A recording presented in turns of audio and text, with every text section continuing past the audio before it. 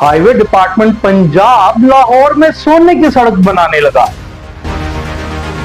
2.5 अरब से शुरू होने वाला प्रोजेक्ट 7 अरब पर कैसे और क्यों कर पहुंचा?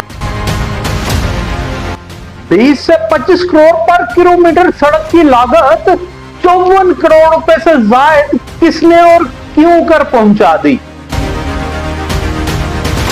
2.5 अरब का टेंडर पहले किस एजेंसी ने फ्लोट किया और क्यों उससे छीन करके हाईवे को देके 7 अरब का बना दिया गया?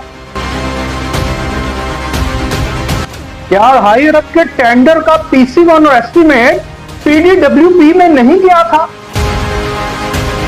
कानून के मुताबिक 400 मिलियन से ज्यादा की scheme provincial development working party को दी जाती है। फिर PDWP ने 2.5 अरब के प्रोजेक्ट को 7 अरब का कैसे मान लिया और कर दिया?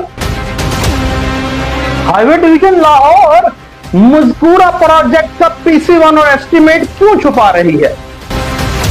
यह सब और बहुत कुछ देखिए प्रोग्राम आज की स्टोरी में अदील शुजा के साथ।